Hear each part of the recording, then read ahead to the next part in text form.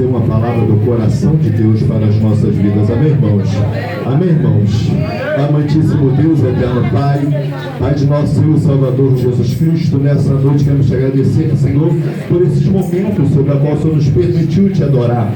Quero te pedir acerca da vida do seu filho, Senhor, que está com a grande responsabilidade de ministrar uma palavra do teu coração para as nossas vidas. Usa o teu servo, Senhor, de maneira poderosa, nos dando sensibilidade para entender a tua palavra. Senhor, usa o teu servo nesta noite, Senhor, em nome de Jesus. Amém e graças a Deus. Pastor Hélio.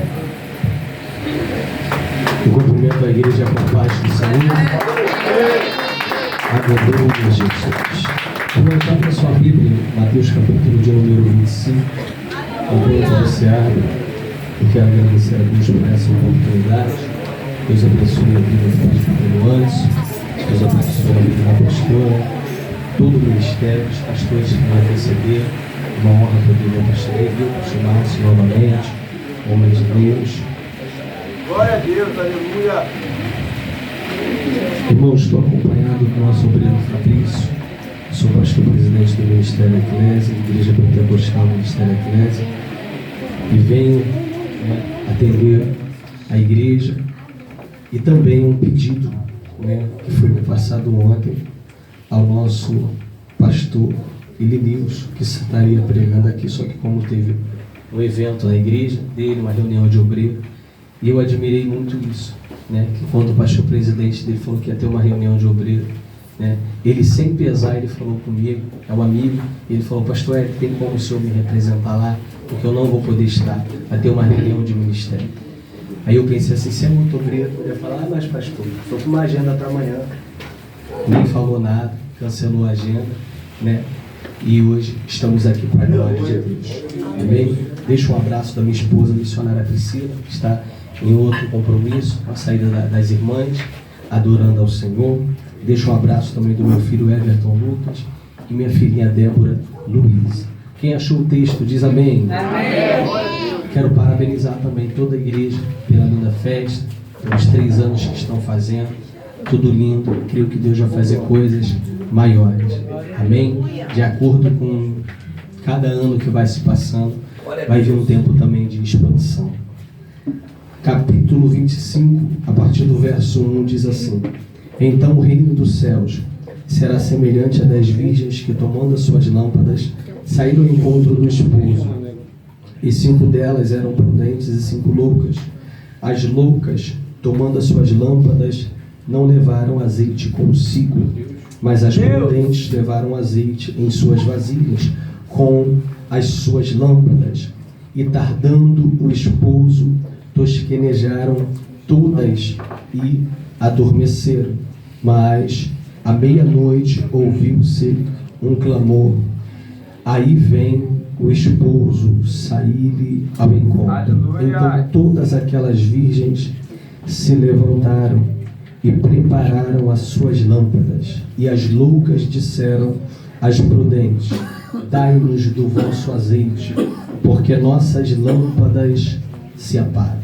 Mas as prudentes responderam, dizendo: não seja caso que nos falte a nós e a vós. Ides antes aos que o vendem e comprai-o para vós. E tendo elas ido comprá-lo, chegou o esposo, e as que estavam preparadas entraram com ele para as bodas. E fechou-se a porta. Repita comigo: fechou-se a porta. Fechou-se a porta. Versículo 11 diz assim: e depois chegaram também as outras virgens, dizendo: Senhor, abre-nos a porta. E ele respondendo disse: em verdade vos digo que vos não conheço. Vigiai, pois, porque não sabeis o dia nem a hora em que o Filho do Homem há de vir. Pode tomar seu assento, dando glórias a Deus.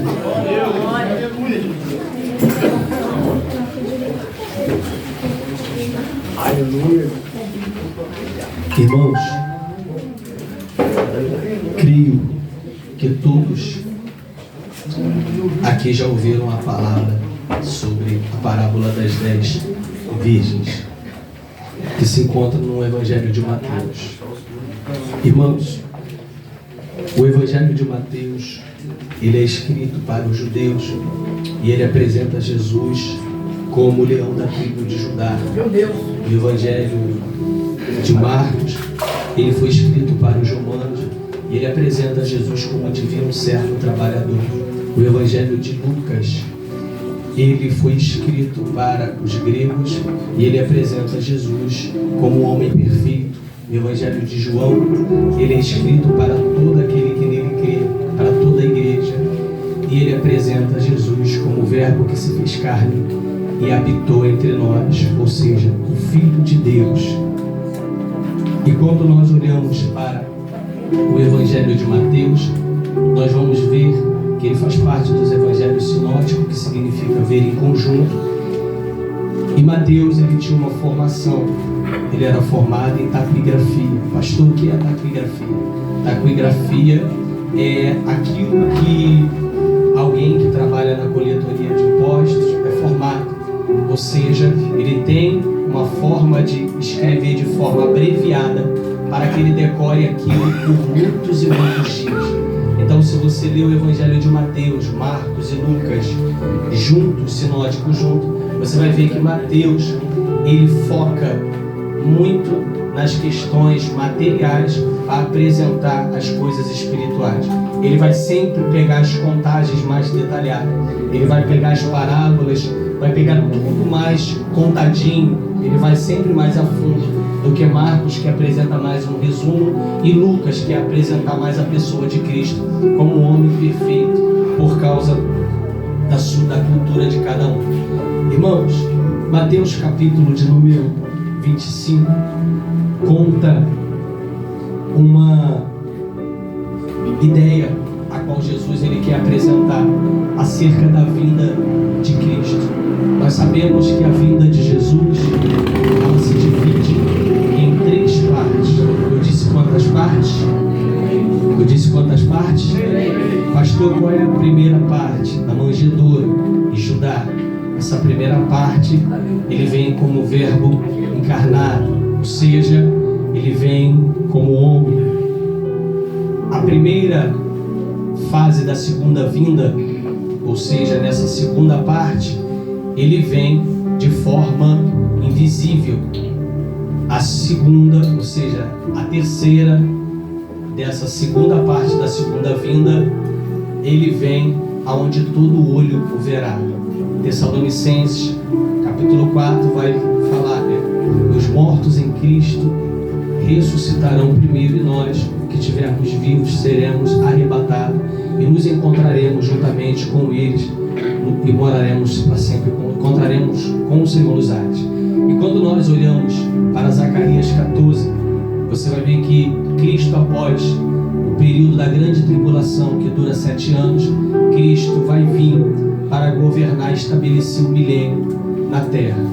Só que a ideia que Jesus quer apresentar não é só a ideia da vinda de Cristo, porque todo mundo, todo mundo tem a ideia de que o noivo virá. Jesus, ele está apresentando acerca de uma ideia de um casamento, daquilo que o povo judeu compreendia. E o que o povo compreendia por um casamento? Primeiro, o noivo dava um presente para a noiva, e isso era chamado de um ketubá, que era um contrato de casamento.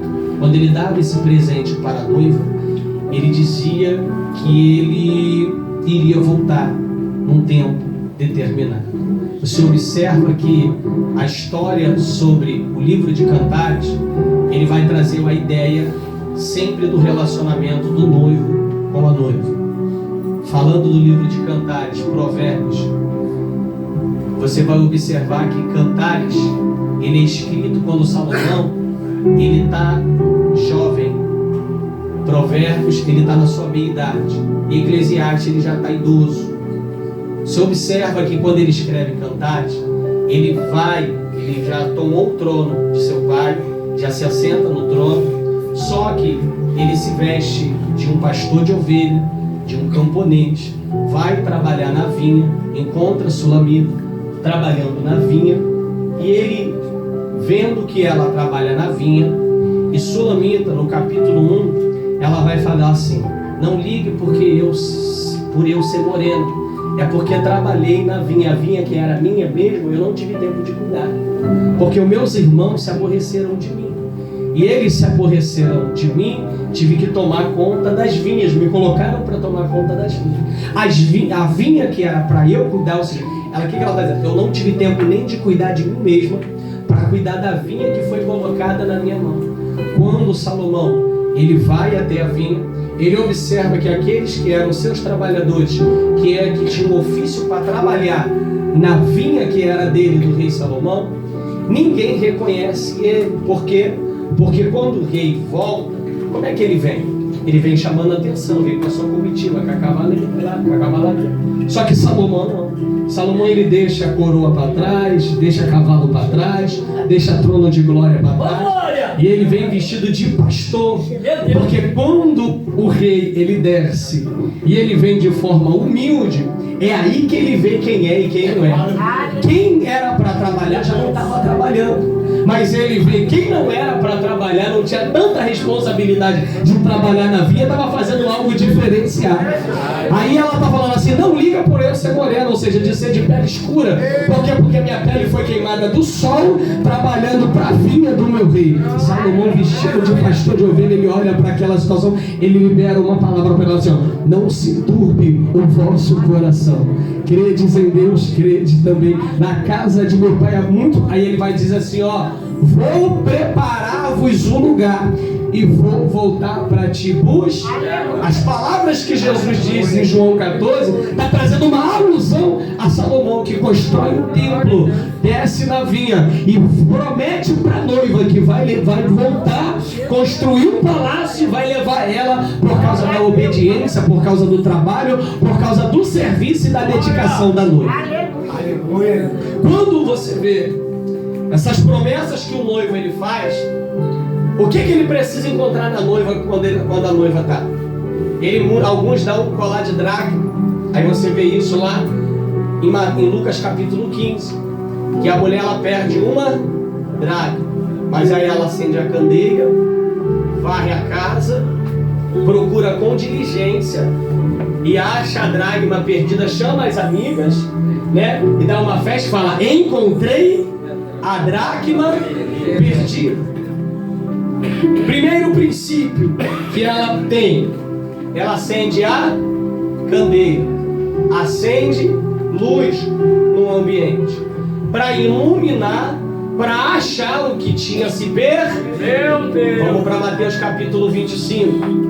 O noivo passa-se um ano após o contrato assinado, contrato de casamento.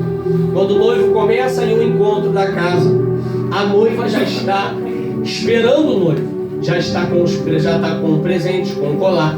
Se porventura faltar algo presente ou algo do presente, isso mostra para o noivo e mostra para os amigos do noivo que essa noiva é uma noiva relaxada, porque recebeu algo do noivo e não guardou com diligência.